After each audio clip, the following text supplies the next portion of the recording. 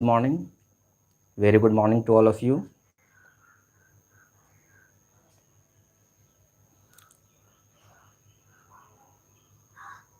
Voice clear है मेरी? आवाज़ आ रही है आप लोगों को?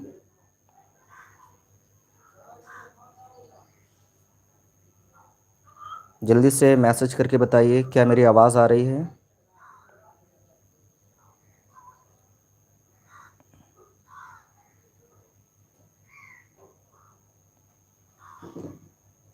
एवरीवन,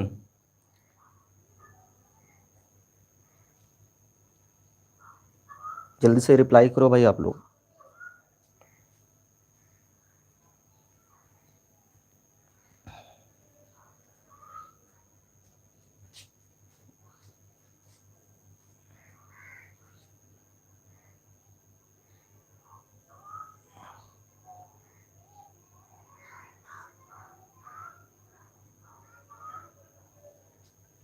मेरी आवाज़ आ रही है या नहीं आ रही है? जल्दी से रिप्लाई करके बताइए, फिर क्लास स्टार्ट करेंगे। Very good, very good.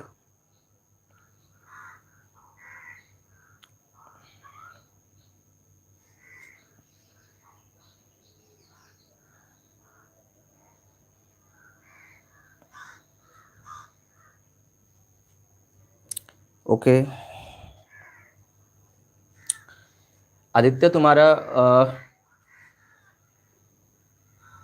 10th किस बोर्ड से था? सीबीएसई या आईसीएसई? आप 10th किस बोर्ड से थे? सीबीएसई बोर्ड से थे। ओके।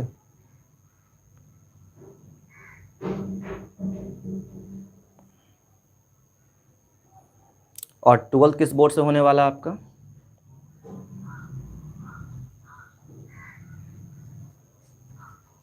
सीबीएसई बोर्ड से होने वाला है। Okay, very good.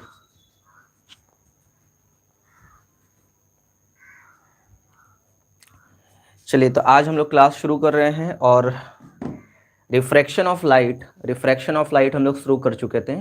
Good morning Vaibhav. Refraction of light का एक क्लास हो गया था, आज रिफ्रैक्शन ऑफ लाइट पे सेकंड क्लास है। तो फर्स्ट क्लास में हम लोगों ने बेसिक रिफ्रैक्शन के बेसिक्स फंडामेंटल को देखा था। रिफ्रैक्शन ऑफ लाइट का डेफिनेशन हम लोगों ने देखा कि रिफ्रैक्शन ऑफ लाइट किसे बोलते हैं। आज हम लोग रिफ्रैक्शन ऑफ लाइट में लॉज देखेंगे, रिफ्रैक्टिव इंडेक्स को हम लोग जानेंगे और उसके आगे क्रिटिकल एंगल, ये सारी चीज़ हम देखेंगे। कॉज ऑफ रिफ्रैक्शन चल रहा था। हाँ, कॉज ऑफ रिफ्रैक्शन कंप्लीट हो गया था। Good morning Alka, very good morning. Refraction क्यों होता है, इसका कॉज पिछले क्लास में बता रहे थे। क्या वो कंप्लीट हो गया है? तो हम लोग आगे बढ़ेंगे। कंप्लीट नहीं हुआ है, ठीक है। तो आज हम लोग कॉज ऑफ रिफ्रैक्शन से शुरू कर रहे हैं। एक बार रिफ्रैक्शन को क्विक रिवाइज कर लेते हैं जल्दी से। जब भी कोई लाइट किसी एक मीडियम से ट्रैवल करके दूसरे मीडियम में जाती है तो क्या होता है, वो अपने ओरिजिनल पाथ से बेंड हो जाती है, ओरिजिनल पाथ से डेविएट हो जाती है। इसी बेंडिंग ऑफ लाइट को हम लोग कहते हैं रिफ्रैक्शन ऑफ लाइट। अब ये लाइट क्यों बेंड होती है, इसका कॉज हम लोग देखने वाले हैं। जल्दी से देखो, cause of refraction. Cause of refraction,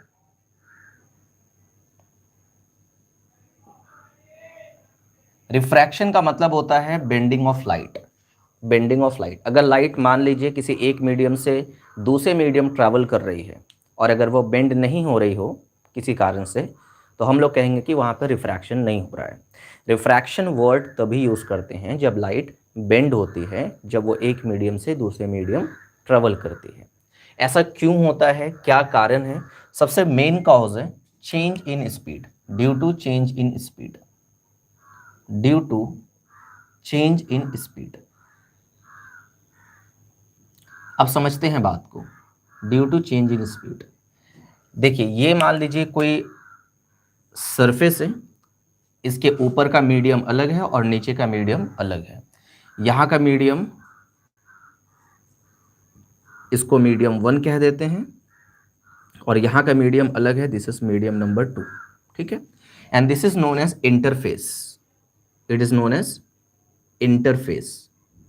अब समझो, अगर मान लो कि लाइट ऐसे आ रही है किसी एंगल पे, किसी एंगल पे लाइट आ रही है ऐसे, तो लाइट, ये सब क्या है, लाइट रेज, लाइट रेज है। जब वेव ऑप्टिक्स आप लोग का स्टार्ट होगा उस वक्त हम आपको एक टर्म बताएंगे, वेव फ्रंट।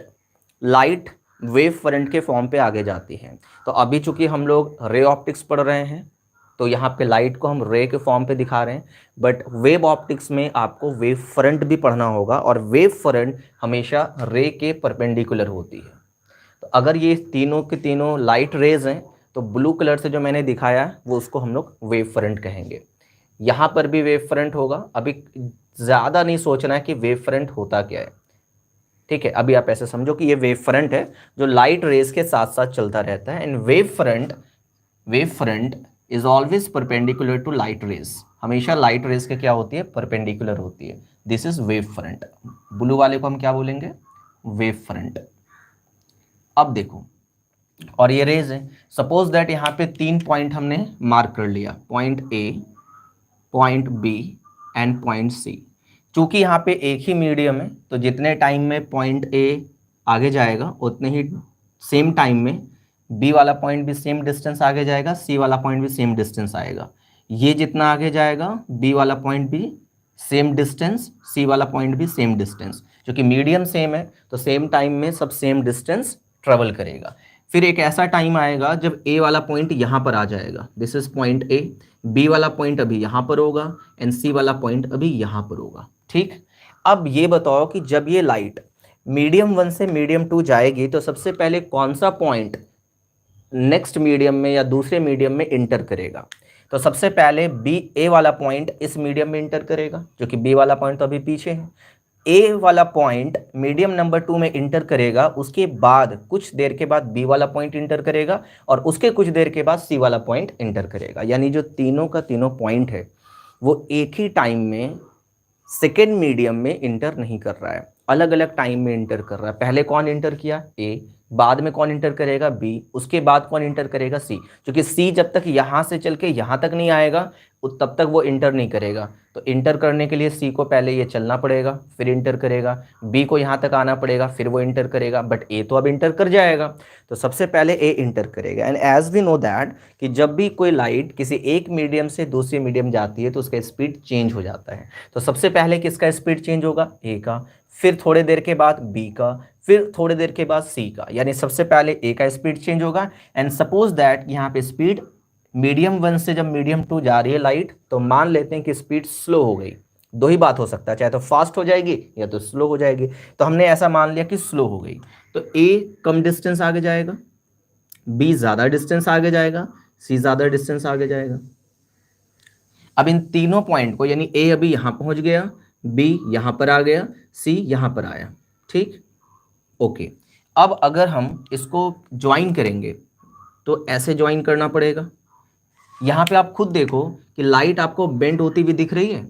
अब ए वाला पॉइंट मान लो यहाँ आ गया, बी वाला पॉइंट यहाँ पर आ गया, सी वाला पॉइंट अभी भी पीछे है। क्यों पीछे है, क्योंकि अभी सी वाला पॉइंट अभी भी इस मीडियम में इंटर नहीं हुआ है, तो इसका स्पीड अभी भी ज़्यादा है। इस मीडियम में आएगा तभी तो स्पीड चेंज होगा। तो सी वाला पॉइंट मान लो यहाँ पहुँचा, तो फिर से अगर हम इसको ज्वाइन करते हैं, सी मान लो यहाँ पहुँच गया, अगर हम फिर से ज्वाइन करते हैं तो ये ऐसे ज्वाइन होगा, ये वाला ऐसे ज्वाइन हो जाएगा। तो ये वाला पॉइंट ए था, ये बी था और ये सी था। अभी ये वाला ए हो गया, ये वाला बी हो गया और ये वाला सी हो गया। जब आप इसको ज्वाइंट करोगे तो आपको दिखेगा कि लाइट क्या हो रही है, बेंड हो रही है। लाइट क्या हो रही है, बेंड हो रही है। लाइट क्या हो रही है, बेंड हो रही है। तो हम लोग क्या बोल सकते हैं कि जब लाइट एक मीडियम से दूसरे मीडियम जाती है ना, तो उसका स्पीड चेंज हो जाता है और स्पीड के चेंज होने की वजह से लाइट बेंड हो जाती है। तो बेंड होने का सबसे मेन का कॉज क्या है, चेंज इन स्पीड। अब इस बात को आप ऐसे समझो, मान लो ये कि ये वेव फ्रंट है, ये वाला पॉइंट ए, ये वाला पॉइंट बी और ये वाला पॉइंट सी। अभी मीडियम एक है तो लाइट क्या होगी, ये पॉइंट जितना डिस्टेंस आगे जाएगा सेम टाइम में ये भी उतना ही डिस्टेंस आगे जाएगा, सेम टाइम में ये भी उतना ही डिस्टेंस आगे जाएगा, तो सेम डिस्टेंस चलेगा।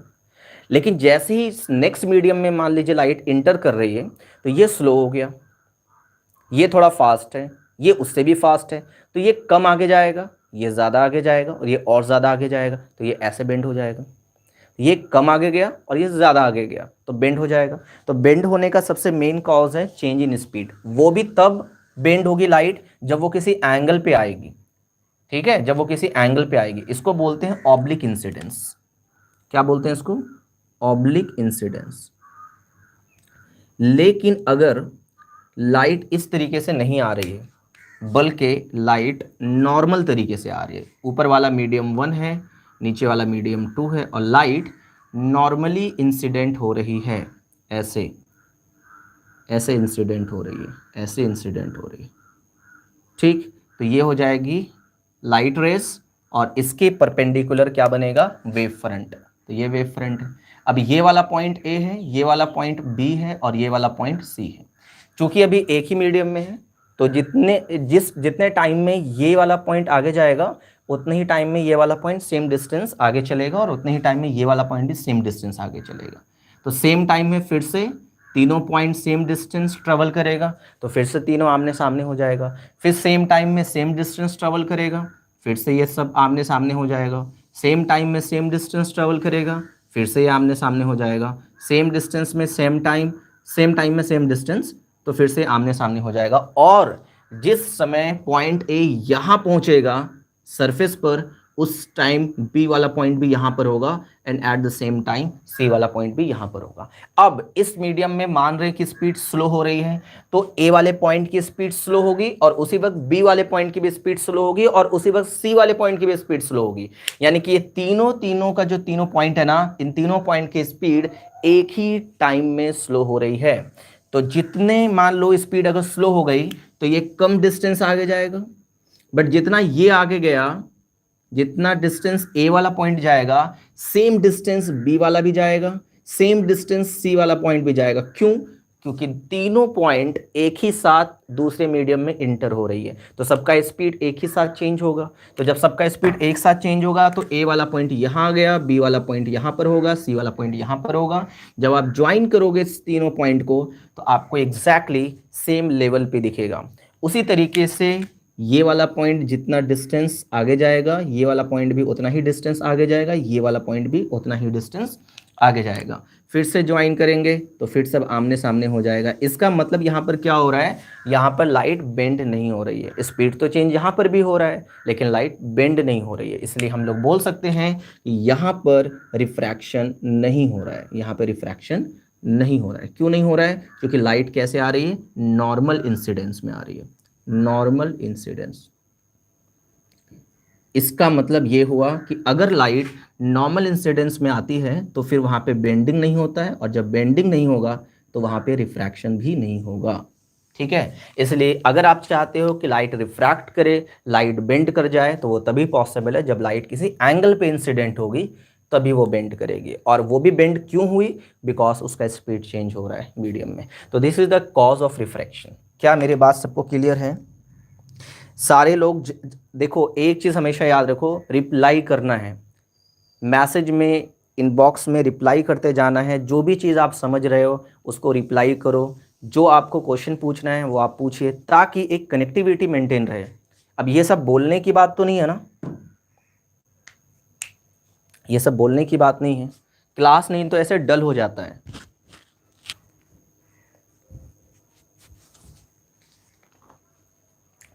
इग्नाइट क्लासेस में जब हम क्लास लेते थे ना, तुम लोग वो क्लासरूम के अंदर जो परफॉर्मेंस जो हम लेते थे क्लास इग्नाइट में, अभी तो बंद है, वहाँ पे आप परफॉर्मेंस देखते हैं। मतलब 3rd फ्लोर पे अगर क्लास हो रही है, तो ग्राउंड फ्लोर पे आवाज़ आती थी, इतना लॉडली हम भी बोलते थे और पूरे बच्चे को बोलवाते थे। मतलब ग्राउंड फ्लोर पे एकदम आवाज़ आना है, इतना लॉडली। अभी क्या है, ऑनलाइन है, बहुत सारी चीज़ें, हम भी बहुत ज़्यादा फोर्स नहीं करते हैं, लेकिन आप कुछ चीज़ें आप अपने साइड से भी रिप्रेजेंट किया करो। हर बार हम बोलेंगे तो करोगे तो वो उतना अच्छा नहीं लगता है ना। ओके, तो यहाँ पे कॉज ऑफ रिफ्रैक्शन हो गया। नेक्स्ट अब हम बात करेंगे कि जब भी लाइट का रिफ्रैक्शन होता है, अच्छा ये मैंने बता दिया क्या? आप लोग बताना मुझे कि जब भी रिफ्रैक्शन होता है तो क्या क्या कौन कौन सी क्वांटिटीज चेंज होती है और कौन सी क्वांटिटीज चेंज नहीं होती है, एक बार फटाक से मुझे बताओ, क्या ये हम लोग डिस्कस कर चुके हैं या नहीं किए हैं? रिफ्रैक्शन में कौन कौन सी क्वांटिटीज चेंज होती है, कौन सी क्वांटिटीज चेंज नहीं होती है, डिस्कस हुआ है? रिफ्रैक्शन में कौन कौन सी क्वांटिटीज चेंज होती है, कौन सी क्वांटिटीज चेंज नहीं होती है? ओके, डिस्कशन हो गया, very good. Now come to refractive index. अब देखो, आप अगर बोलोगे सर रे ऑप्टिक्स में ज़्यादा क्वेश्चन कहाँ से आता है, रे ऑप्टिक्स में ज़्यादा क्वेश्चन आता है रिफ्रैक्शन से। इसके पहले वाला जो हम लोगों ने पढ़ा रिफ्लेक्शन, प्लेन मिरर और स्फेरिकल मिरर, उससे 5% चांस है कि सिर्फ उससे क्वेश्चन आएगा, सिर्फ मिरर से क्वेश्चन आने का चांसेस 5% है, बट 95% चांसेस है क्वेश्चन आने का रिफ्रैक्शन। क्यों? क्योंकि रिफ्रैक्शन में एक तो रिफ्रैक्शन हो गया, उसमें प्रिज्म भी आ जाएगा, लेंस भी आएगा। तो रिफ्रैक्शन में 3 चीज़ें हैं, एक तो रिफ्रैक्शन नॉर्मली, एक आएगा आपका लेंस, एक आएगा प्रिज्म। और प्रिज्म तो ऐसा टॉपिक है ना जिससे एक क्वेश्चन तो फिक्स्ड है आपके बोर्ड एग्जाम में, एक क्वेश्चन तो एकदम कंफर्म फिक्स्ड है, प्रिज्म से आएगा, 1 से 2 हो सकता है, बट एक तो फिक्स्ड है, आना ही आना है। तो रिफ्रैक्शन ऑफ लाइट इसलिए बहुत इंपॉर्टेंट है। ओके, तो अब लिखिएगा हेडिंग रिफ्रैक्टिव इंडेक्स। अब सब लोगों ने रिफ्रैक्टिव इंडेक्स को 10th में ज़रूर पढ़ा होगा कि रिफ्रैक्टिव इंडेक्स को हम लोग म्यू से डिनोट करते हैं, और ये बेसिकली मीडियम को रिप्रेजेंट करता है। रिफ्रैक्टिव इंडेक्स किसको रिप्रेजेंट करता है? मीडियम को। यानी कोई भी मीडियम कैसे रिस्पॉन्स करेगी लाइट के अकॉर्डिंग। मतलब अगर आप लाइट इंसिडेंट करा रहे हो, आप वाटर से लाइट पास करा रहे हो, आप ग्लास से लाइट पास करा रहे हो, आप किसी भी मीडियम से अगर आप लाइट को पास कराओगे, तो लाइट जब पास होगी तो मीडियम कैसे रिस्पॉन्स करेगी, मीडियम का बिहेवियर कैसा होगा, ये रिफ्रैक्टिव इंडेक्स मुझे बताएगा। तो रिफ्रैक्टिव इंडेक्स बेसिकली क्या बताएगा? It is behaviour of medium towards light, behaviour of medium towards light. Okay, light के अकॉर्डिंग मीडियम का बिहेवियर। अब रिफ्रैक्टिव इंडेक्स में सबसे पहले हम लोग पढ़ेंगे refractive index. Simply refractive index को डिफाइन कैसे किया गया है, देखो रिफ्रैक्टिव इंडेक्स को डिफाइन किया गया है speed of light, speed of light in vacuum. Light का स्पीड लिखो किसमें? वैक्यूम में। लाइट का स्पीड किसमें? वैक्यूम में। एंड उसको डिवाइड कर दो speed of light in medium, speed of light in medium. क्या करना है? लाइट का स्पीड किस में लिखना है? पहले वैक्यूम में, और फिर उसको डिवाइड किससे करना है? लाइट का स्पीड मीडियम में। एंड लाइट का स्पीड वैक्यूम में जो होता है वो उसको हम लोग c से रिप्रेजेंट करते हैं, और किसी मीडियम में लाइट का जो स्पीड होता है उसको v से रिप्रेजेंट करते हैं। फिर आपके मन में एक ये भी सवाल होगा, सर वैक्यूम में लाइट का स्पीड तो नोन होता है, सबको मालूम है, 3 × 10⁸ मीटर पर सेकेंड अपॉन v। v क्या है? Speed of light. किस में? मीडियम में। अब मीडियम कोई भी हो सकता है, जिस मीडियम को यहां लोगे ना, जिस मीडियम में लाइट का स्पीड यहां रखोगे उस मीडियम का रिफ्रैक्टिव इंडेक्स मिलेगा। एग्जांपल के तौर पे speed of light in vacuum by speed of light in water. Water में लाइट का स्पीड, तो यहां पे आपने किस लाइट का जो स्पीड लिया है वो किस मीडियम में लिया है? वाटर में लाइट का स्पीड, तो यहाँ पे आपको रिफ्रैक्टिव इंडेक्स वाटर का मिलेगा। Speed of light in vacuum by speed of light in glass, glass में लाइट का स्पीड, तो यहाँ पे आपको मिलेगा refractive index of glass. Speed of light in vacuum by speed of light in petrol, तो यहाँ पे लाइट का स्पीड आपने पेट्रोल में लिया तो ये रिफ्रैक्टिव इंडेक्स पेट्रोल का मिलेगा। जिस मीडियम में लाइट का स्पीड लोगे उस मीडियम का रिफ्रैक्टिव इंडेक्स मिलेगा। सपोज दैट कि अगर मुझे किसी मान लीजिए कोई मटेरियल है, उसका रिफ्रैक्टिव इंडेक्स पूछा गया कि बताइए इसका रिफ्रैक्टिव इंडेक्स क्या होगा, तो हम क्या करेंगे? जिस मीडियम का रिफ्रैक्टिव इंडेक्स पूछा है उसको हम लोग क्या करेंगे? पहले लाइट का स्पीड लिखेंगे वैक्यूम में, और फिर लाइट का स्पीड लिखेंगे उस मीडियम में जिस मीडियम का रिफ्रैक्टिव इंडेक्स मुझे कैलकुलेट करना है। एग्जाम्पल के तौर पे तो यहाँ पे तो म्यू का फॉर्मूला हम लोगों ने लिख ही दिया, ये सारा फॉर्मूला म्यू का हो गया। तो mu is equal to c upon v, यानी कि 3 × 10⁸ अपॉन v। अब देखो यहाँ पर म्यू के बारे में बहुत सारी बातें हम लोग करने वाले हैं, वन बाय वन देखते हैं। जैसे आपको पता है कि लाइट का स्पीड वैक्यूम में सबसे ज्यादा होता है और किसी दूसरे मीडियम में लाइट का स्पीड हमेशा कम होता है। लाइट का स्पीड सबसे ज्यादा किस में होता है? वैक्यूम में। बाकी किसी भी मीडियम में देख लो लाइट का स्पीड कम होगा, तो C ग्रेटर देन V होगा, C ग्रेटर देन V होगा। और अगर ये बड़ा है और ये छोटा है तो इसका रेशियो तो 1 से बड़ा होगा, यानी रिफ्रैक्टिव इंडेक्स ग्रेटर देन 1 होगा, पहली बात। ठीक है। दूसरी बात, यहां पे अगर मुझे रिफ्रैक्टिव इंडेक्स ऑफ ग्लास लिखना है तो हम क्या लिखेंगे? Speed of light in vacuum, speed of light in vacuum upon speed of light in glass.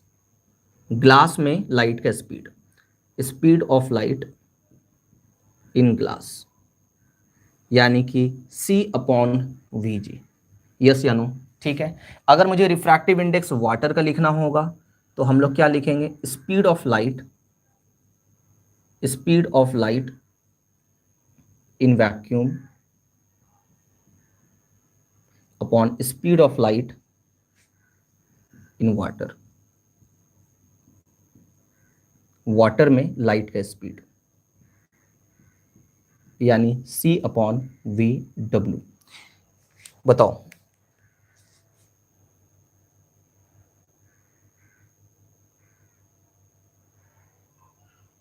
Speed of light, अगर ये देखो, अगर रिफ्रैक्टिव इंडेक्स पूछा जाएगा तो V दे दिया जाएगा, और अगर स्पीड पूछा जाएगा तो रिफ्रैक्टिव इंडेक्स दे दिया जाएगा। दो में से कोई एक टर्म दिया रहेगा और दूसरा टर्म पूछा जाएगा। ये सारी बातें क्लियर हो गई। अब रिफ्रैक्टिव इंडेक्स में कुछ इंपॉर्टेंट पॉइंट है, उसको हम लोग डिस्कस करेंगे। रिफ्रैक्टिव इंडेक्स में क्या क्या इंपॉर्टेंट पॉइंट है देखो।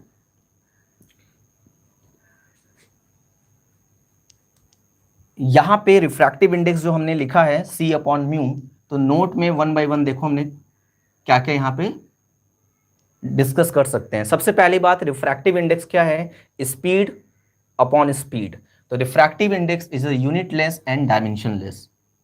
रिफ्रैक्टिव इंडेक्स का ना तो कोई यूनिट होगा एंड ना ही कोई डायमेंशन होगा। It is a unitless and dimensionless. Okay.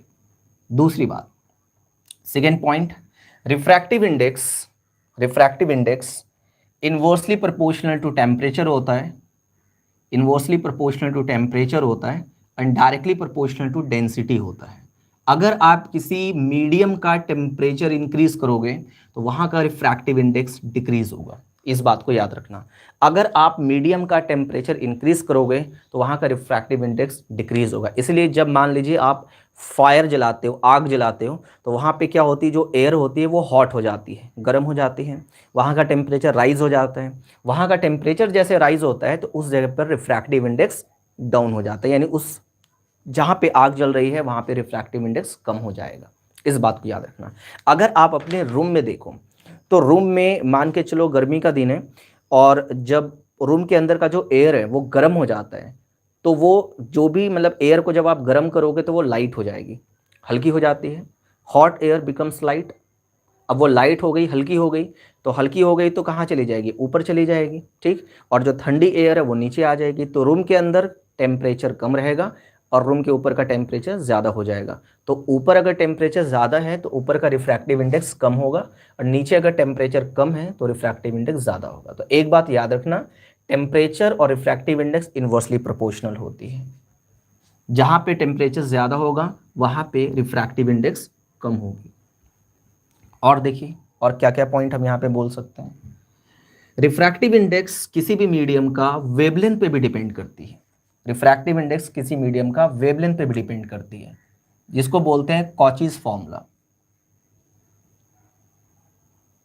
Cauchy's formula, इसमें क्या देखा गया? इसमें देखा गया कि refractive index is equal to A plus B upon lambda square plus C upon lambda पे पावर 4 एंड सो ऑन चलता रहता है। यहाँ पर ए बी सी कॉन्स्टेंट है, ए बी सी सब क्या है? कॉन्स्टेंट है। यानी कि रिफ्रैक्टिव इंडेक्स अगर हम एज ए रफली देखें तो रिफ्रैक्टिव इंडेक्स मुझे दिखेगा इन्वर्सली प्रोपोर्शनल टू लैम्डा, या you can also say lambda square. Inversely proportional to lambda या लैम्डा स्क्वायर, मतलब ये हुआ कि जिस लाइट का वेवलेंथ ज़्यादा होगा मीडियम में रिफ्रैक्टिव इंडेक्स उसका कम होगा। अब सोच के देखो, मान लीजिए ग्लास है, ग्लास है, अब ग्लास में आप लाइट गिरा रहे हो, ग्लास से जब आप पूछोगे कि भाई तुम्हारा रिफ्रैक्टिव इंडेक्स क्या है, तो ग्लास क्या बोलेगी कि पहले ये बताओ कि आप कौन सा लाइट इंसिडेंट कराने वाले हो, क्योंकि लाइट के अकॉर्डिंग हम अपना रिफ्रैक्टिव इंडेक्स चेंज करेंगे। अगर आप रेड कलर गिराओगे तो हम अपना रिफ्रैक्टिव इंडेक्स अलग कर लेंगे, अगर आप वॉयलेट गिराओगे तो मेरा रिफ्रैक्टिव इंडेक्स अलग हो जाएगा, अगर आप ग्रीन कलर की लाइट गिराओगे तो रिफ्रैक्टिव इंडेक्स अलग होगा। यानी refractive index depends on the colour of light. Colour of light का मतलब वेवलेंथ ऑफ लाइट पे डिपेंड करेगा। अलग अलग कलर की अगर आप लाइट इंसिडेंट कराओगे तो उसका वेवलेंथ भी अलग अलग होगा, और हर कलर के लिए एक ही मीडियम का रिफ्रैक्टिव इंडेक्स अलग अलग होगा। It is amazing fact. Maximum लोगों को क्या लगता है कि ग्लास का रिफ्रैक्टिव इंडेक्स 3/2 होता है, वो फिक्स्ड है। फिक्स नहीं है, किसी भी मीडियम का रिफ्रैक्टिव इंडेक्स फिक्स नहीं होता है, उसकी वैल्यू चेंज होती है according to the colour of light. कौन सी लाइट आप ला रहे हो उसके अकॉर्डिंग उसका रिफ्रैक्टिव इंडेक्स चेंज होगा। सपोज दैट अब आप 7 कलर जानते हैं विबग्योर, इसमें अगर आप वॉयलेट से रेड की तरफ जाओगे, वॉयलेट से रेड की तरफ जाओगे तो वेवलेंथ इंक्रीज होगा, क्योंकि सबसे ज्यादा वेवलेंथ रेड का है। अब वेवलेंथ इंक्रीज होगा तो रिफ्रैक्टिव इंडेक्स डिक्रीज होगी। मतलब अगर आपने कोई मटेरियल लिया, उसमें अगर आपने वॉयलेट कलर की लाइट गिराया तो उस मटेरियल का रिफ्रैक्टिव इंडेक्स ज्यादा होगा, लेकिन उसी मटेरियल पे अगर आपने रेड कलर की लाइट गिराया तो उस मटेरियल का रिफ्रैक्टिव इंडेक्स कम हो जाएगा। यानी एक ही मटेरियल का रिफ्रैक्टिव इंडेक्स चेंज हो रहा है depending on the colour of light, कि कौन सी लाइट आप गिरा रहे हो। तो इस बात को याद रखना, refractive index inversely proportional to lambda. Refractive index unitless होता है, डायमेंशनलेस होता है, टेम्परेचर के इनवर्सली प्रोपोर्शनल होता है, कॉचीज फॉर्मूला होता है। ये हो गया ऑन फोर्थ पॉइंट कि refractive index does not depends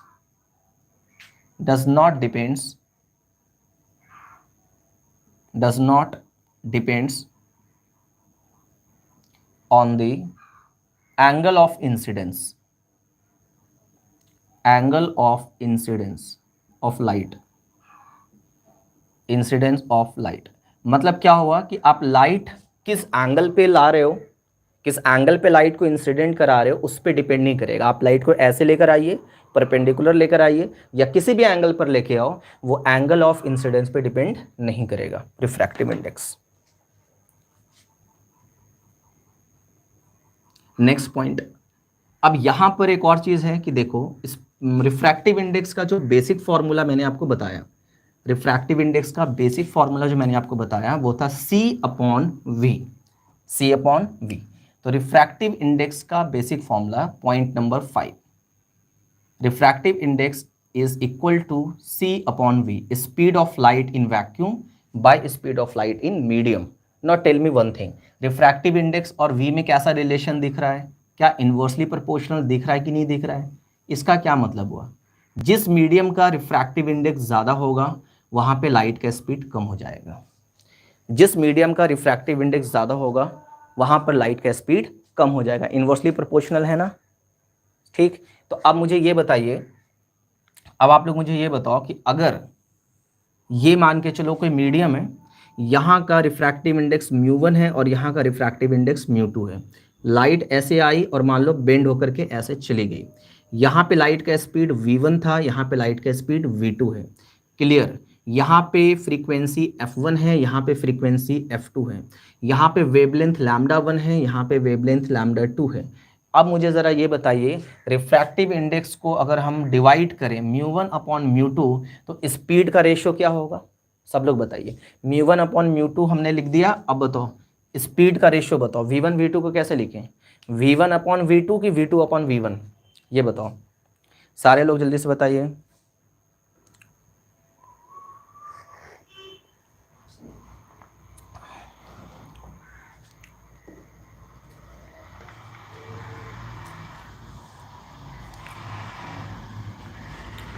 सब लोग जल्दी से बताओ। v2/v1 because speed and refractive index are inversely proportional, तो यहाँ पे हो जाएगा v2/v1। क्लियर है मेरी बात? v2/v1। एंड एक बात याद रखना, जब भी रिफ्रैक्शन होता है ना तो फ्रीक्वेंसी कांस्टेंट होती है। फ्रीक्वेंसी f1 = f2, याद रखना, ये पिछले क्लास में मैंने बता दिया है। फ्रीक्वेंसी चेंज नहीं होती है। और स्पीड का फॉर्मूला क्या होता है? स्पीड का फॉर्मूला अगर आपको पता होगा v = f लैम्डा। v is equal to F lambda. v क्या है? स्पीड,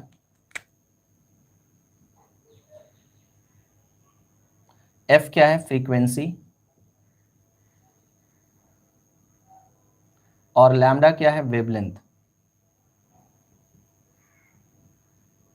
ओके, तो हम v2 को क्या लिख सकते हैं? v2 को लिख सकते हैं f2 लैम्डा 2, और v1 को क्या लिख सकते हैं? f1 lambda 1। तो बट फ्रीक्वेंसी तो सेम है, कैंसिल आउट हो जाएगा। तो रिफ्रैक्टिव इंडेक्स का रेशियो देखो, μ1 upon μ2 is equal to v2 upon v1 is equal to lambda 2 upon lambda 1। याद रखना इसको।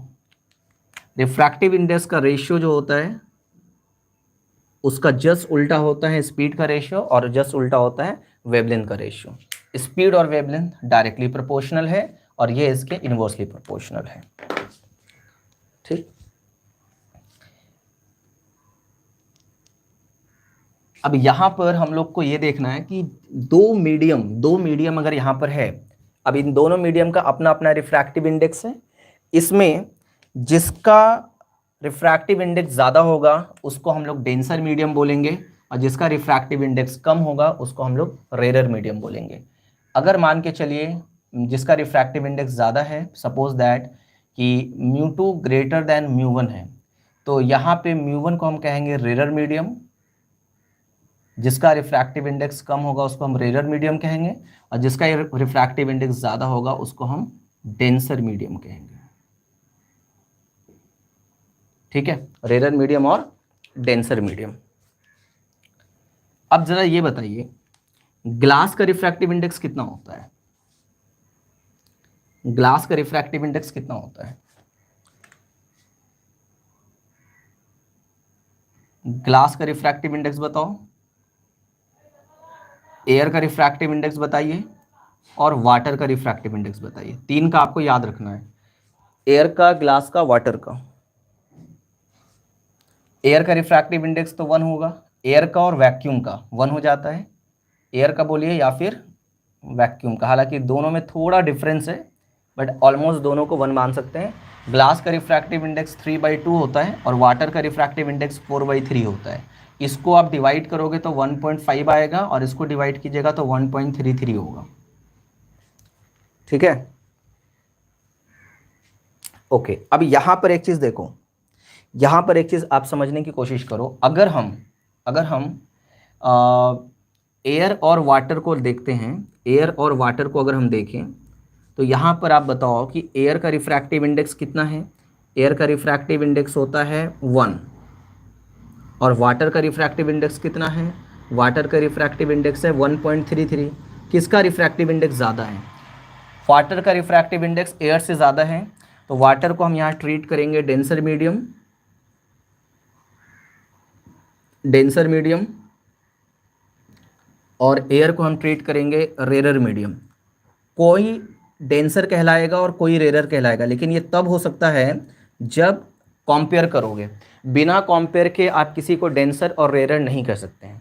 जैसे हमने बोला वाटर क्या है भाई, तो आप नहीं बोल सकते हो कि वो डेंसर मीडियम है कि रेरर मीडियम। जब आप कंपेयर कीजिएगा तब पता चलेगा कि अच्छा इसका रिफ्रैक्टिव इंडेक्स ज़्यादा है तो ये डेंसर हुआ, और इसका रिफ्रैक्टिव इंडेक्स कम है तो वो रेरर हुआ। इसी में अगर हम आपसे ऐसे पूछते हैं, चलो वाटर यहाँ पे क्या है? Denser medium. लेकिन अगर हम वाटर को कंपेयर करें ग्लास से, वाटर को किससे कंपेयर करें?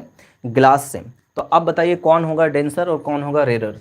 वाटर का रिफ्रैक्टिव इंडेक्स 1.33 एंड ग्लास का रिफ्रैक्टिव इंडेक्स 1.5। तो यहाँ पे ग्लास का रिफ्रैक्टिव इंडेक्स ज़्यादा दिख रहा है। वैभव वेरी गुड। बाकी लोग भी जवाब दें, बाकी लोग भी आंसर कीजिए।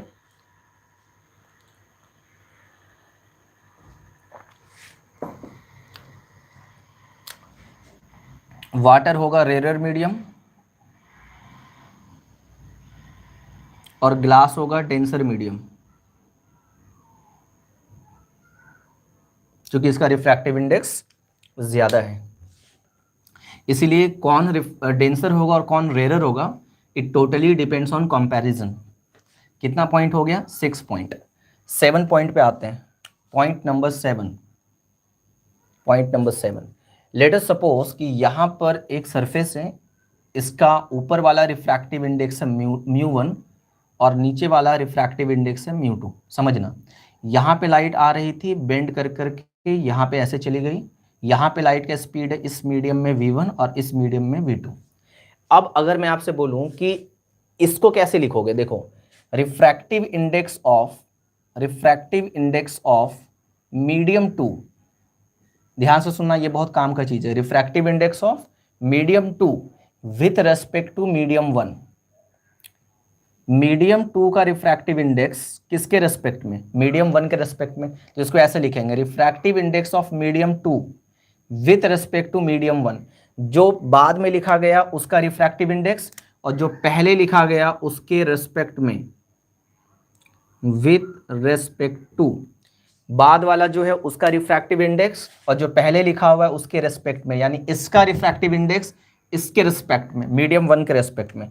इसको हम लिखेंगे बेसिकली तोड़कर, इसको हम ऐसे लिखेंगे, इसका रिफ्रैक्टिव इंडेक्स इसके रेस्पेक्ट में, तो mu two upon mu one, mu two upon mu one, इसको तोड़कर ऐसा लिखेंगे, mu two upon mu one.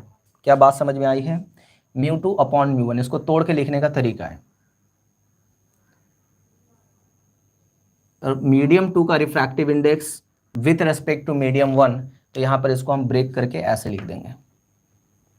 ये चीज आप ऐसे भी सोच सकते थे कि ये आया कहां से। रिफ्रैक्टिव इंडेक्स और स्पीड में कैसा रिलेशन होता है? Inversely proportional.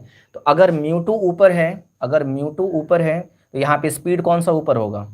स्पीड ऊपर होगा v1, और यहाँ पे अगर म्यू वन नीचे है तो यहाँ पे स्पीड v1 नीचे होगा। ये इनवर्सली है। तो अभी आप ऐसे समझो कि बाद वाला जो होगा उसको ऊपर लिखना है और पहले वाले को नीचे लिखना है। अच्छा, ये म्यू टू क्या है? ये इसको आप क्या पढ़ोगे? Refractive index of two with respect to one. इसको अगर मुझे रीड करना होगा तो पढ़ेंगे refractive index of medium two with respect to medium one. एक मीडियम का रिफ्रैक्टिव इंडेक्स दूसरे मीडियम के रेस्पेक्ट में। और इसको क्या पढ़िएगा? Refractive index of medium two with respect to air. समझना बात को। और इसको क्या पढ़ेंगे? Refractive index of medium one with respect to air. एक बात समझिए, अगर मैं बोलता हूं ग्लास का रिफ्रैक्टिव इंडेक्स 3/2 है, इसका क्या मतलब है? इसका मतलब है ग्लास का रिफ्रैक्टिव इंडेक्स एयर के रेस्पेक्ट में। अगर मान लीजिए बोला जा रहा है वाटर का रिफ्रैक्टिव इंडेक्स 4/3 है, यानी 1.33 है, तो इसका मतलब है refractive index of water with respect to air. अगर आप एयर के रेस्पेक्ट में किसी भी रिफ्रैक्टिव इंडेक्स को बता रहे हो तो बार बार बोलने की जरूरत नहीं है विथ रेस्पेक्ट टू एयर। अगर आप सिर्फ इतना बोल दोगे रिफ्रैक्टिव इंडेक्स ऑफ पेट्रोल, तो हम समझ जाएंगे कि refractive index of petrol with respect to air बोला जा रहा है। अगर बोला जाएगा रिफ्रैक्टिव इंडेक्स ऑफ ग्लास 3/2 है, तो हम समझ जाएंगे कि refractive index of glass with respect to air है। तो जिसका रिफ्रैक्टिव इंडेक्स एयर के रेस्पेक्ट में लिया जाता है उसमें बोलने की जरूरत नहीं है, वो अंडरस्टूड है कि वो रिफ्रैक्टिव इंडेक्स एयर के रेस्पेक्ट में है। लेकिन बोलोगे सर ग्लास का रिफ्रैक्टिव इंडेक्स वाटर के रेस्पेक्ट में, तब बताना पड़ेगा आपको, ऐसे लिखना पड़ेगा refractive index of glass with respect to water. लेकिन अगर refractive index of glass with respect to air है तो बस आप इतना सा बोल दीजिए रिफ्रैक्टिव इंडेक्स ऑफ ग्लास, बात समझ में आ जाएगी। तो जैसे ये म्यू टू क्या है? Refractive index of medium two, बस इतना भी बोल सकते थे। अगर हम यहां तक बोलकर चुप हो जाते हैं तो आप समझ जाते हैं कि वो एयर के रेस्पेक्ट में है। Refractive index of medium one, medium one का रिफ्रैक्टिव इंडेक्स, तो इसका मतलब आप खुद समझ जाओगे कि विथ रेस्पेक्ट टू एयर है। लेकिन यहां पे बोलना पड़ेगा refractive index of two with respect to one, इस बात को ध्यान रखना है। अब यहां पर एक प्रॉपर्टी होती है जो आपको समझ में आना चाहिए। अगर आपने म्यू टू वन लिखा, इसका मतलब है refractive index of two with respect to one. तो यहां पे आप इसको ऐसे देखिए, अगर हम ऐसा लिख दें म्यू जी डब्ल्यू, इसका मतलब रिफ्रैक्टिव इंडेक्स ऑफ ग्लास, जो बाद वाला है उसका refractive index of glass with respect to water. और हम इसको तोड़कर क्या लिख सकते हैं? इसको तोड़कर लिख सकते हैं mu G upon mu W, ऐसे लिख सकते हैं तोड़कर। मान लीजिए ऐसे पूछा जाए refractive index of water with respect to glass, तो आप क्या लिखिएगा? Refractive index of water with respect to glass. जो बाद वाला है उसका रिफ्रैक्टिव इंडेक्स, जो पहले है उसके रिस्पेक्ट में। इसको तोड़ के हम क्या लिख सकते हैं, रिफ्रैक्टिव इंडेक्स बाद में कौन है, W, तो म्यू W ऊपर, और पहले कौन है, म्यू G, तो म्यू G नीचे हो जाएगा।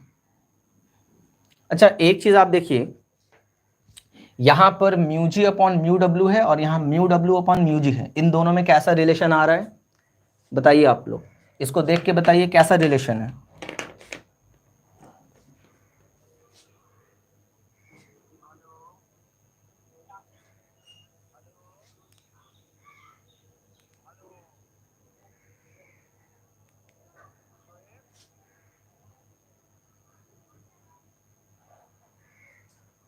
कैसा रिलेशन है जल्दी से बताओ।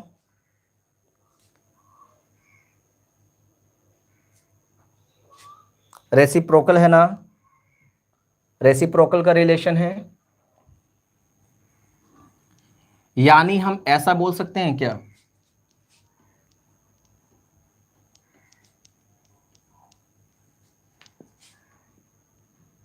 यानी हम ऐसा बोल सकते हैं, refractive index of glass with respect to water is equal to 1 by refractive index of water with respect to glass. Reciprocal है तो हम ऐसा लिख सकते हैं,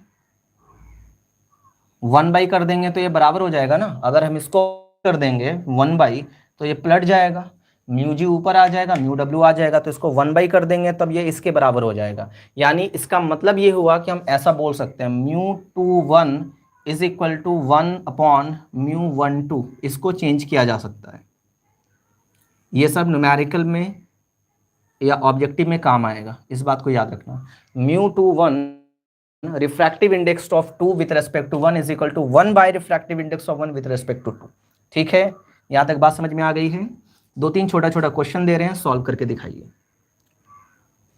अच्छा इसकी वैल्यू बताइए। तो पहला क्वेश्चन देखिए, first question, mu 1 2 into mu 2 3 into mu 3 1, इसकी वैल्यू बताइए कितनी होगी, सॉल्व करके बताइए। नेक्स्ट क्वेश्चन भी देते हैं।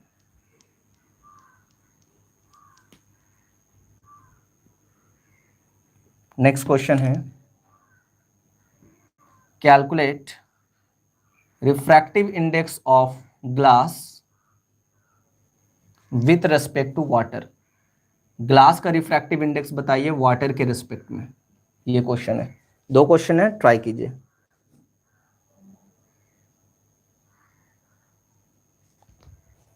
Very good Aditya, very good.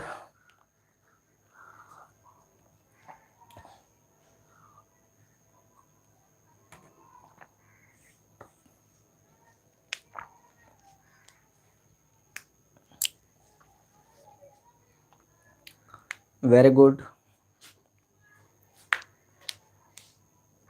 First का आंसर देखो, रिफ्रैक्टिव इंडेक्स किसका पूछा जा रहा है, ग्लास का, किसके रेस्पेक्ट में, वाटर के रेस्पेक्ट में। तो हम इसको कैसे लिखेंगे, इसको लिखेंगे हम लोग refractive index of glass with respect to water. इसको तोड़कर क्या लिखेंगे, refractive index of glass by refractive index of water. Glass का रिफ्रैक्टिव इंडेक्स 3/2, वाटर का रिफ्रैक्टिव इंडेक्स 4/3, तो ये सॉल्व होके आ जाएगा 9/8 आंसर। इसको अगर हम सॉल्व करेंगे तो इसको लिख सकते हैं हम लोग, इसको ब्रेक करके लिखेंगे, म्यू 2 ऊपर म्यू 1 नीचे, इसको लिखेंगे म्यू 3 ऊपर म्यू 2 नीचे, इसको लिखेंगे म्यू 1 ऊपर म्यू 3 नीचे। अगर आप देखोगे तो सब कैंसिल आउट हो रहा है एक दूसरे से, एंड टोटल यहाँ पे आ जाएगा 1। टोटल आंसर कितना आ जाएगा, 1 आ जाएगा। ठीक है, यहाँ तक की बातें समझ में आ गई आप लोगों को। जल्दी से बताओ यहाँ तक क्लियर है या नहीं है, बातें क्लियर है यहाँ तक।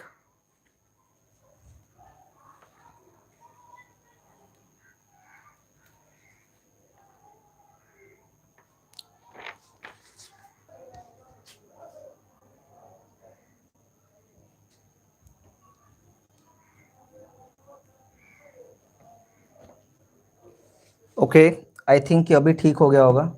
क्वेश्चन लिखिए, light of wavelength light of wavelength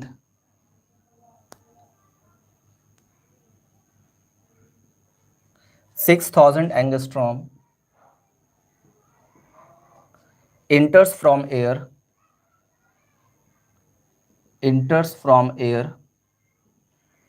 into water. Light कहाँ से कहाँ जा रही है? एयर से वाटर में। वेवलेंथ कितना है? 6000।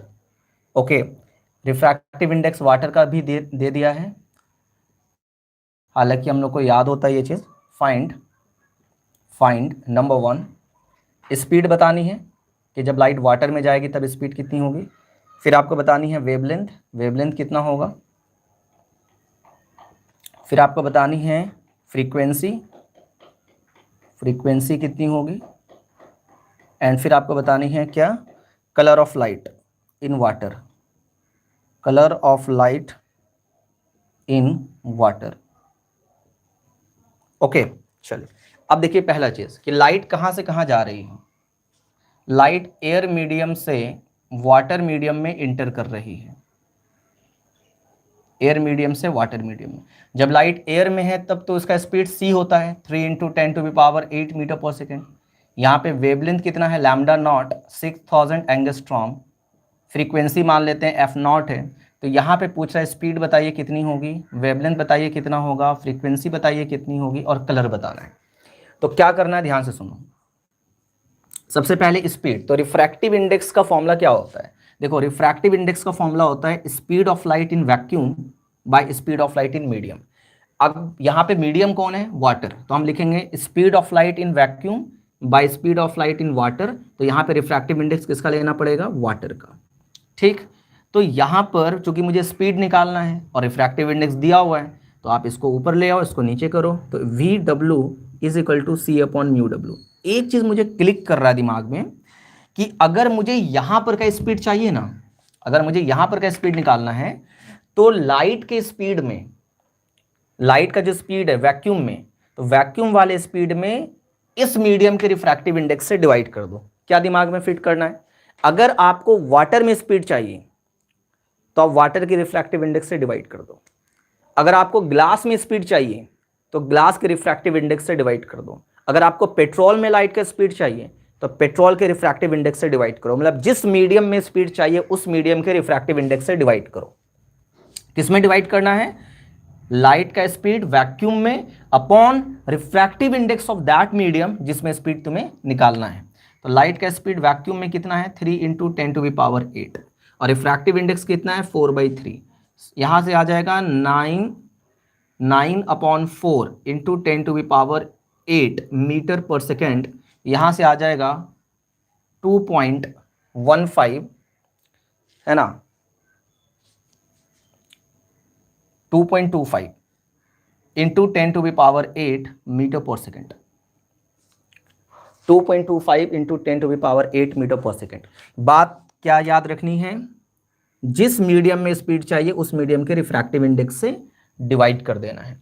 अब अगर मुझे यहां का वेवलेंथ चाहिए तो वही कंसेप्ट लगा देंगे। अगर यहां का वेवलेंथ चाहिए तो वाटर में वेवलेंथ चाहिए तो वाटर के रिफ्रैक्टिव इंडेक्स से डिवाइड कर दोगे। किसको? यहां के वेवलेंथ को।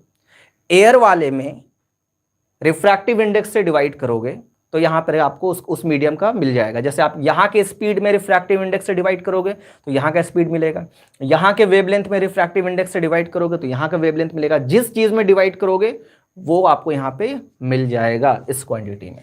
तो ये तो हो गया फर्स्ट क्वेश्चन का आंसर। अब अगर मुझे वेवलेंथ चाहिए तो बताओ हम डायरेक्ट क्या लिखेंगे? अगर मुझे यहां का वेवलेंथ चाहिए वाटर में तो हम क्या लिखेंगे? Wavelength of light in water = पहले लिखेंगे वेवलेंथ ऑफ लाइट एयर में कितना है और वाटर के रिफ्रैक्टिव इंडेक्स से डिवाइड कर देंगे। जो बोल रहे हैं बहुत इंपॉर्टेंट है ये चीज। तो यहां पे कितना हो जाएगा? 6000/4/3 और ये तो एंगस्ट्रॉम में चल रहा है। कितना आया? 4500 angstrom. 4500 angstrom.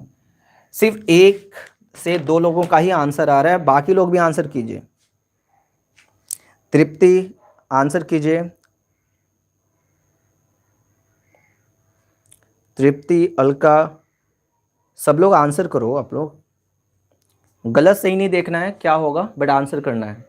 4500 okay, third number question में पूछा है फ्रीक्वेंसी बताओ यहां पर का, क्या करोगे, फ्रीक्वेंसी कैसे निकालिएगा, क्या यहां की फ्रीक्वेंसी ऐसे निकालोगे, एयर में जो फ्रीक्वेंसी है upon refractive index of water, yes या नो, फ्रीक्वेंसी ऐसे निकालेंगे या नहीं निकालेंगे, जल्दी बताओ, यस या नो, नहीं निकालेंगे, गलत है ये, क्यों गलत है, क्योंकि फ्रीक्वेंसी चेंज नहीं होती है, तो वाटर में लाइट की फ्रीक्वेंसी वही होगी जो एयर में थी, तो फ्रीक्वेंसी रिमेन सेम, ये बराबर रहेगा, फ्रीक्वेंसी में कोई चेंजिंग नहीं आने वाला है, फ्रीक्वेंसी चेंज नहीं करेगी, सेम होगा फ्रीक्वेंसी, और कलर भी चेंज नहीं करेगा because colour of light depends on frequency of light, किसी भी लाइट का कलर किस पे डिपेंड करता है, फ्रीक्वेंसी पे, किसी भी लाइट का कलर डिपेंड करता है फ्रीक्वेंसी पे, क्योंकि फ्रीक्वेंसी चेंज नहीं हो रही है तो कलर भी चेंज नहीं होगा,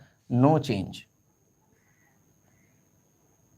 no change in colour, colour में कोई चेंजेस नहीं आने वाला है, और चूंकि ये 6000 एंगस्ट्रॉम जो वेवलेंथ है, जब आप इस वेवलेंथ वाले लाइट को लोगे ना, जब आप इस वेवलेंथ वाले लाइट को लोगे तो आपको मिलेगा येलो कलर, पहले भी येलो कलर होगा और अभी भी येलो कलर ही होगा, फ्रीक्वेंसी चेंज नहीं करेगी, फ्रीक्वेंसी सेम रहेगी।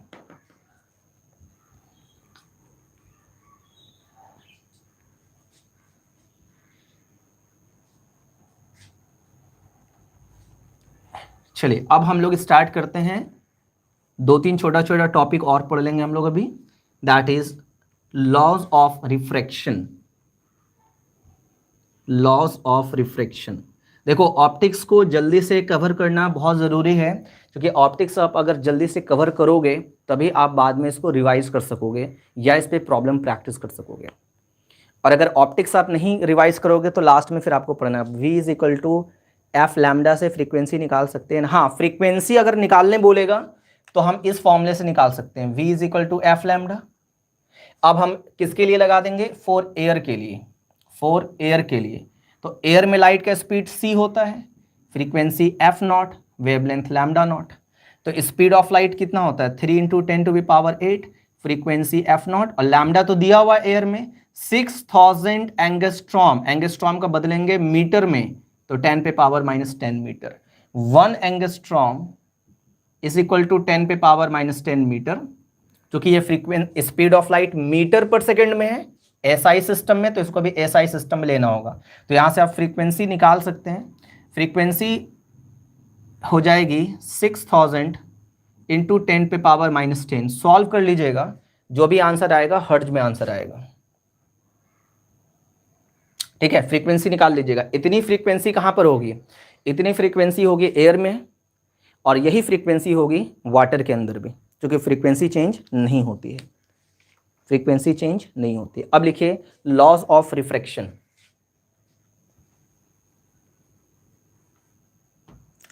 लॉज ऑफ रिफ्रैक्शन, आपने लॉज ऑफ रिफ्लेक्शन पढ़ा था, वैसे यहां पे लॉज ऑफ रिफ्रैक्शन भी है, ये सॉल्व कर लेना आप लोग। लॉज ऑफ रिफ्रैक्शन में फर्स्ट लॉ देखिए, बहुत ही इजी फर्स्ट लॉ है, एकदम रिफ्लेक्शन के जैसा है। मान लीजिए यहाँ का मीडियम अलग है, सपोज दैट यहाँ का मीडियम है μ1 और यहाँ का मीडियम है μ2, लाइट ऐसे आ रही है। सबसे पहली बात, लाइट जब इंटरफेस पे टकराएगी, इसको हम लोग क्या बोलते हैं, इंटरफेस, क्योंकि ये मीडियम को क्या कर रहा है, डिवाइड कर रहा है, ऊपर का मीडियम अलग नीचे का मीडियम अलग, तो लाइट जब इंटरफेस पे टकराएगी तो सबसे पहले यहाँ पर नॉर्मल ड्रॉ करना है, क्या ड्रॉ करना है, नॉर्मल ड्रॉ करना है, हमने यहाँ पे नॉर्मल बना दिया। अब ये नॉर्मल है और ये कौन सी लाइट है, incident ray, incident ray, normal और इंसिडेंट रे के बीच में जो एंगल बनेगा उसको बोलते हैं एंगल ऑफ इंसिडेंस। अब लाइट बेंड करेगी, अब वो बेंड इस तरफ भी हो सकती है नॉर्मल के साइड, या नॉर्मल से अवे भी हो सकती है, अभी मुझे इस पे डिस्कस नहीं करना है, बाद में डिस्कस करेंगे।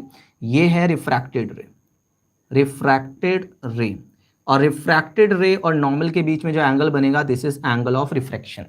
रिफ्लेक्शन में याद कीजिए मैंने बताया था लाइट जितने एंगल पे आती है उतने एंगल पे जाती है, I = R रिफ्लेक्शन में था, यहाँ पे आई और आर बराबर नहीं होगा, यहाँ पे आई और आर बराबर नहीं होगा। ओके, तो यहाँ पर ये मैंने बना दिया एक डायग्राम। अब इसमें फर्स्ट लॉ क्या कहता है, इंसिडेंट रे, नॉर्मल और रिफ्रैक्टेड रे तीनों एक ही प्लेन पे होता है।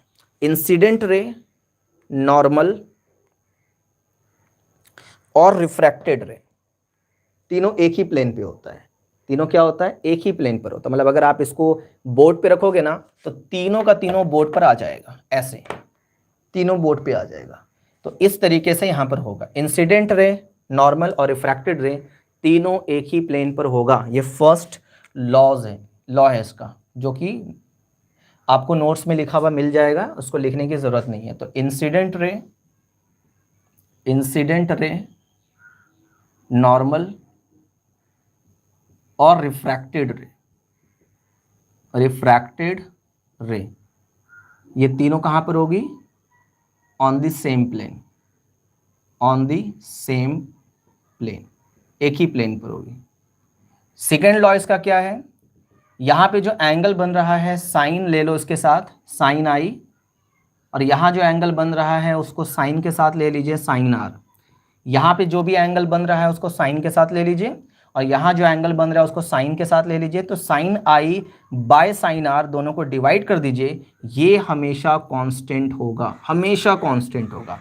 अब आप बोलोगे सर अगर हम लाइट को 30 डिग्री एंगल पे लाते हैं तो 30 डिग्री एंगल पे लाओगे तो किसी ना किसी एंगल से तो जाएगी, तो फिर दोनों को डिवाइड करो, sine I upon sine R, जो वैल्यूज आएगा। अब एंगल चेंज करो, या आई चेंज करोगे तो आर भी चेंज होगा। लाइट को डिफरेंट एंगल्स पे लाओगे तो डिफरेंट एंगल्स पे जाएगी, बट किसी भी एंगल पे आप लाइट को लेकर आओ, उस सिचुएशन में साइन आई और साइन आर को जब तुम डिवाइड करोगे तो हर बार उसकी वैल्यू कांस्टेंट आएगी, चेंज नहीं होगी। And this constant is known as refractive index. इसी को क्या बोलते हैं, रिफ्रैक्टिव इंडेक्स बोलते हैं, और इसी को हम लोग कहते हैं स्नेल्स लॉ। लेकिन स्नेल्स लॉ आप ऐसे याद मत रखना, ऐसे याद रखोगे तो हमेशा गलती करोगे। एक स्नेल्स लॉ याद रखने का हम आपको बेटर तरीका बता रहे हैं। स्नेल्स लॉ याद रखने का बेस्ट तरीका क्या है, यहां का रिफ्रैक्टिव इंडेक्स इंटू यहां का एंगल, तो μ1 इंटू में लगा दीजिएगा साइन आई, यहां का रिफ्रैक्टिव इंडेक्स इंटू यहां का एंगल μ2 इंटू में लगा दीजिएगा साइन आर, ये हमेशा इक्वल होता है, हमेशा।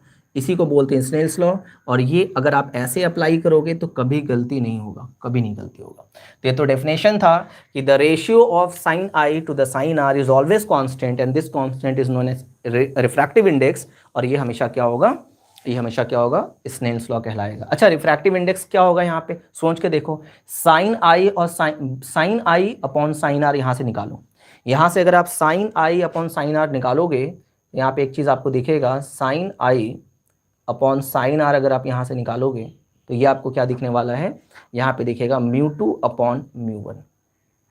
इसका मतलब यहाँ पे है कि अगर आपने साइन आई को साइन आर से डिवाइड किया तो जो रिफ्रैक्टिव इंडेक्स मिलेगा वो बेसिकली क्या मिलेगा, μ2 अपॉन μ1 मिलेगा, और μ2 अपॉन μ1 को हम लिख सकते हैं μ2 और यहाँ 1, ऐसे लिख सकते हैं।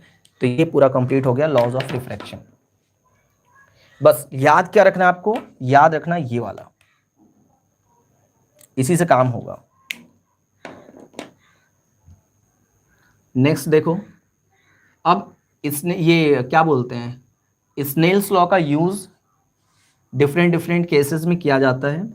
2-3 केसेस देख लो जल्दी से, स्नेल्स लॉ का यूज कहां पे होता है। लिखिए, application of snell's law, application of snell's law, application of snell's law. ठीक है, फर्स्ट एप्लीकेशन देखो, जब लाइट रेयर से डेंसर जा रही है, रेयर से कहां जा रही है, डेंसर जा रही है, तो देखते हैं क्या होता है। लाइट अगर रेयर से डेंसर जा रही है, सपोज दैट ऊपर वाला रेयर मीडियम है, नीचे वाला डेंसर मीडियम है, लाइट ऐसे आई, नॉर्मल बना, अगर मीडियम चेंज नहीं होता तो लाइट ऐसे चली जाती स्ट्रेट लाइन में, ये एंगल आई। अब ये देखना कि वो नॉर्मल की तरफ बेंड होगी या नॉर्मल से अवे हो जाएगी, ये चेक करना मुझे। तो यहाँ पे इसका रिफ्रैक्टिव इंडेक्स हो जाएगा म्यू आर, रेयर है, और यहाँ पे इसका रिफ्रैक्टिव इंडेक्स हो जाएगा म्यू डी, डेंसर है। तो अगर हम यहाँ पे स्नेल्स लॉ लगाएंगे तो क्या लिखोगे, यहाँ का रिफ्रैक्टिव इंडेक्स इंटू यहाँ का एंगल, तो म्यू आर इंटू साइन आई, यहाँ का रिफ्रैक्टिव इंडेक्स इंटू यहाँ का एंगल। अब यहाँ आर तो बनेगा, एंगल आर तो बनेगा, वो किधर बनेगा वो देखना पड़ेगा, तो mu D into sine R. Okay, अब यहाँ से sine I upon sine R लिख लीजिए, तो यहाँ से आ जाएगा mu D upon mu R. Mu D का मतलब है डेंसर रिफ्रैक्टिव इंडेक्स और म्यू आर का मतलब है रेयर रिफ्रैक्टिव इंडेक्स। अब डेंसर रिफ्रैक्टिव इंडेक्स तो ज़्यादा होगा, रेयर रिफ्रैक्टिव इंडेक्स तो कम होगा, तो ये रेशियो 1 से ज़्यादा होगा। अगर ये रेशियो 1 से ज़्यादा है तो ये रेशियो भी 1 से ज़्यादा होगा। Sine I upon sine R greater than 1, तो यहाँ से sine I greater than sine R बोलेंगे, तो यहाँ से आई ग्रेटर देन आर बोलेंगे। मतलब यहाँ से एक चीज़ क्या दिख रहा है कि जो आर की वैल्यू है वो आई से कम है, आर की वैल्यू आई से कम है। अब बताओ आर की वैल्यू आई से कम कब होगी, ये अगर लाइन स्ट्रेट लाइन में जाती तो ये एंगल तो आई बनता, ये एंगल तो आई बनता चूंकि स्ट्रेट लाइन में जा रही है, बट आई, ये जो एंगल है आर वो आई से भी कम है, तो ये तो एंगल आई हो गया ना, बट आर इससे भी कम है, तो लाइट कैसे बेंड होगी, नॉर्मल की तरफ। लाइट नॉर्मल की तरफ बेंड होगी तभी तो ये बनेगा आर, और ये एंगल कितना था आई, तो यहाँ पे देखो आई ज़्यादा है आर कम है। तो आर कम कब होगा, जब लाइट नॉर्मल की तरफ बेंड होगी। तो जब भी लाइट रेयर से डेंसर जाती है, शोएब हो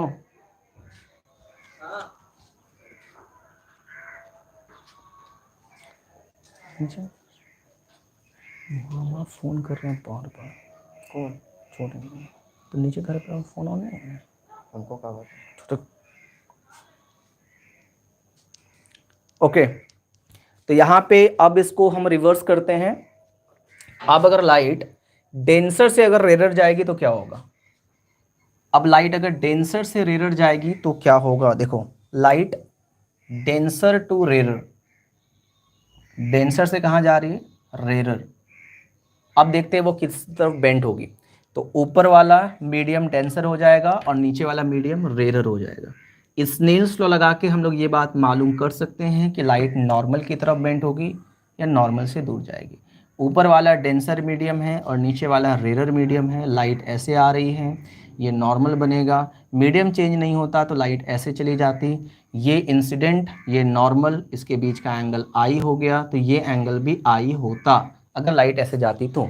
बट अब ये देखना कि बेंड किस तरफ होगी, तो स्नेल्स लॉ हम लोग यहाँ पे लगा देते हैं। स्नेल्स लॉ क्या लिखिएगा, स्नेल्स लॉ यहाँ पे आप लिखोगे यहाँ का रिफ्रैक्टिव इंडेक्स इंटू यहाँ का एंगल, तो mu D into sign I, और यहाँ का रिफ्रैक्टिव इंडेक्स इंटू यहाँ का एंगल, तो mu R into sine R. तो यहाँ से sine I upon sine R अगर आप निकालोगे तो यहाँ पे मिलेगा mu R upon mu D. चूंकि डेंसर का रिफ्रैक्टिव इंडेक्स ज़्यादा होता है और रेयर का कम होता है, तो नीचे वाला ज़्यादा ऊपर वाला कम, तो ये रेशियो 1 से हो जाएगा कम। अगर ये रेशियो 1 से कम होगा तो sine I upon sine R भी 1 से कम होगा। अब ये 1 से कम हो गया, तो यहाँ से हम ऐसे लिख सकते हैं इसको, sine I less than sine R, तो यहाँ से आई लेस देन आर। मतलब इसमें से क्या समझ में आ रहा है कि आर जो होगा वो आई से ज़्यादा होगा। यहाँ तक तो आई है, यहाँ तक तो आई है, बट आर आई से भी ज़्यादा है, तो ये तभी पॉसिबल हो सकता है जब लाइट ऐसे बेंड होगी, तभी तो ये आर बनेगा जो कि आई से ज़्यादा होगा। इसका मतलब है कि जब लाइट डेंसर से कहाँ जाती है, रेयर, तो लाइट किधर बेंड होती है, away from the normal, bends away from the normal, normal से दूर हो जाती है। डेंसर से रेयर जाएगी तो नॉर्मल से दूर हो जाएगी। इसको याद कैसे रखना है, इसको याद रखना है, एक वर्ड है ड्रॉ, ड्रॉ से याद रखिएगा। ड्रॉ का मतलब डेंसर से रेयर और ए डब्ल्यू का मतलब अवे, ऐसे याद रखना। ड्रॉ वर्ड याद रख लेना है। ड्रॉ का मतलब हो गया कि डेंसर से अगर लाइट रेयर में जाएगी, डेंसर टू रेयर, तो लाइट क्या हो जाएगी, अवे हो जाएगी, यानी नॉर्मल से दूर हो जाएगी, अवे फ्रॉम द नॉर्मल।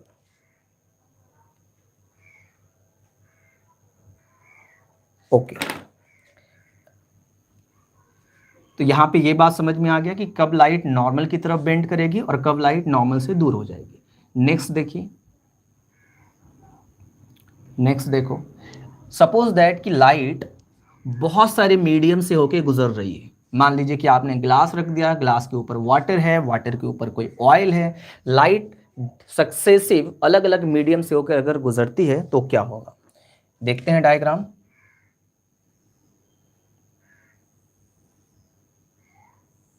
चलो यहां पे अभी हम लोग 4 मीडियम्स को ले रहे हैं। ऊपर वाला रिफ्रैक्टिव इंडेक्स, ऊपर वाला मीडियम अलग है μ2, यहाँ का मीडियम अलग है, दिस इज रिफ्रैक्टिव इंडेक्स 2, यहाँ का मीडियम अलग है रिफ्रैक्टिव इंडेक्स 3, यहाँ का मीडियम अलग है रिफ्रैक्टिव इंडेक्स ऑफ 4। अब यहाँ पे देखना है कि लाइट कैसे पास करेगी इन सारे मीडियम से।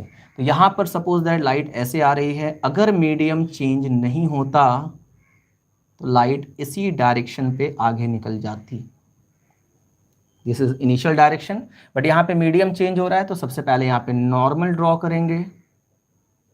अब यहाँ पे लाइट किस तरफ बेंड करेगी वो डिपेंड करेगा रेयर और डेंसर पे, तो अभी उस पर चर्चा नहीं कर रहे हैं। किसी भी तरफ बेंड करे, चाहे वो नॉर्मल की तरफ बेंड करे या अवे, तो बातें एक ही हो जाएंगी। यहाँ पे ऐसे हो गया, फिर यहाँ पे नॉर्मल ड्रॉ करेंगे, फिर लाइट बेंड करेगी, फिर यहाँ पे नॉर्मल ड्रॉ करेंगे, फिर लाइट मान लो बेंड होगी। ठीक, अब देखो फर्स्ट वाले में देखना, यहाँ पे एंगल आई एंगल आर, तो आई आर तो अभी यहाँ पे नहीं बोल सकते हैं, तो एक काम करो θ1 ले लेते हैं, θ1 यहाँ पे ले लेते हैं θ2। अब ये θ2 तो ये हो गया ऑल्टरनेट एंगल θ2, ये अलग एंगल होगा चूंकि लाइट बेंड हो गई है, यहाँ पे बनेगा θ3, तो ये वाला एंगल भी होगा θ3 और ये वाला अलग एंगल होगा θ4। ठीक, अब अगर हम पहले वाले सरफेस पे स्नेल्स लॉ लगाएंगे, पहले वाले सरफेस पे यहाँ पे अगर हम स्नेल्स लॉ लगाएंगे तो यहाँ का रिफ्रैक्टिव इंडेक्स इंटू यहाँ का एंगल, यहाँ का रिफ्रैक्टिव इंडेक्स इंटू यहाँ का एंगल। स्नेल्स लॉ जब भी लगता है सरफेस पे लगता है, सरफेस पे, तो यहाँ का रिफ्रैक्टिव इंडेक्स हो जाएगा μ1 इंटू साइन θ1 μ2 साइन θ2। मैंने पहले वाले सरफेस पे स्नेल्स लॉ लगा दिया और ये बराबर होगा। अब इस सरफेस पे स्नेल्स लॉ लगाइए, इसके जस्ट ऊपर कौन है μ2, एंगल कितना है θ2, इसके नीचे कौन है μ3, एंगल कितना है θ3, तो μ2 साइन θ2 बराबर μ3 साइन θ3। यहां पे देखो इसके ऊपर कौन है μ3, एंगल कितना है θ3, तो μ3 साइन θ3 इज इक्वल टू नीचे कौन है μ4 साइन θ4। अब एक चीज जरा ध्यान से देखो, ये इसके बराबर है, यही चीज ये है, और ये इसके बराबर है, और यही चीज ये है, ये इसके बराबर है। मतलब अगर देखा जाए तो ये इसके बराबर, ये इसके बराबर, और यही चीज इसके बराबर, यानी सारे का सारा आपस में बराबर है।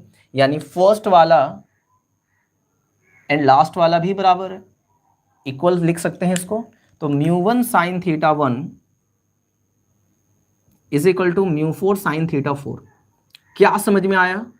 समझ में ये आया कि इस सरफेस पर, इस सरफेस के ऊपर अगर हम स्नेल्स लॉ लिखें तो लिखेंगे μ1 साइन θ1, और डायरेक्ट अगर हम इस सरफेस के नीचे स्नेल्स लॉ लिखें तो क्या लिखेंगे μ4 साइन θ4। ये दोनों भी बराबर होगा।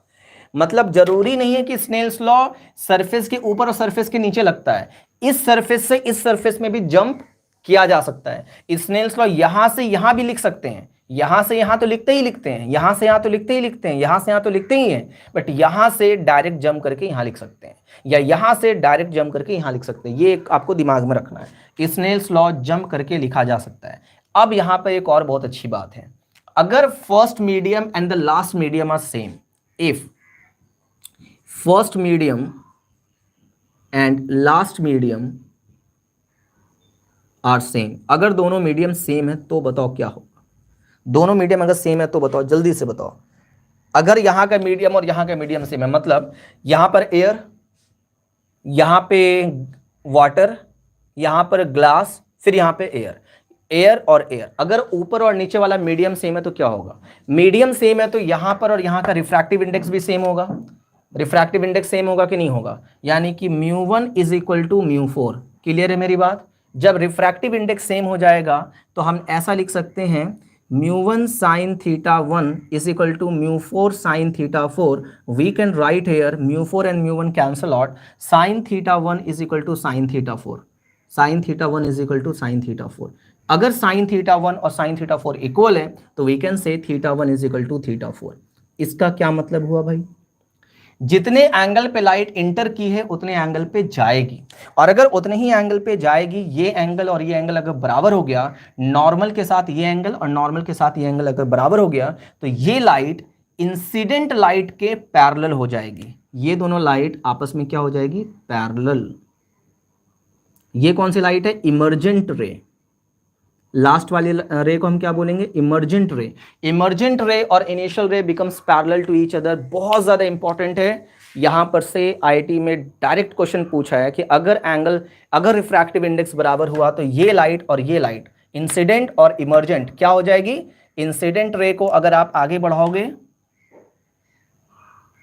और जो इमर्जेंट रे है दोनों आपस में पैरेलल होकर जाएगी। बट कब? जब ये और ये रिफ्रैक्टिव इंडेक्स बराबर होगा। और ये कब बराबर होगा? जब मीडियम सेम होगा।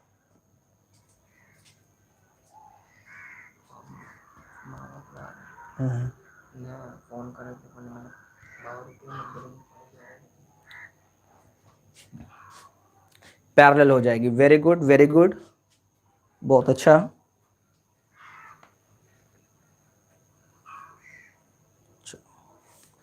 ठीक है, आज की क्लास को यहाँ पे एंड कर रहे हैं। नेक्स्ट क्लास में फिर हम लोग बात करेंगे real depth and apparent depth के बारे में, यानी कि refraction through plane surface and refraction through curve surface. तो नेक्स्ट क्लास बहुत ज़्यादा इंपॉर्टेंट होने वाला है। रिफ्रैक्शन का बेसिक आज कंप्लीट हो गया है। नेक्स्ट क्लास में हम लोग रिफ्रैक्शन का रियल कंसेप्ट स्टार्ट करेंगे। अगर बीच का कोई मीडियम सेम हुआ तो मान लीजिए कहाँ का मीडियम सेम होगा, अगर यहाँ का मीडियम सेम हो गया तो फिर ये और ये रे पैरेलल हो जाएगी, ये वाली रे और ये वाली रे पैरेलल हो जाएगी। जहां पर का मीडियम सेम होगा वहां पर की रे पैरेलल हो जाएगी। मान लीजिए ये मीडियम μ1 और μ3 अगर सेम हो गया तो फिर ये वाली रे और μ3 वाली ये वाली रे, ये रे और ये रे पैरेलल हो जाएगी। Got my point? ये मीडियम और ये मीडियम सेम हो गया तो ये वाली रे और ये वाली रे दोनों पैरेलल हो जाएगी। ओके, तो जो मेन रिफ्रैक्शन का जो समझ लो क्लास है ना, वो नेक्स्ट क्लास से स्टार्ट होगा, क्योंकि वहां पर रियल रिफ्रैक्शन का कंसेप्ट शुरू करने वाले हैं हम लोग, यानी refraction through plane surface and refraction through curve surface. Okay, thank you आज के लिए।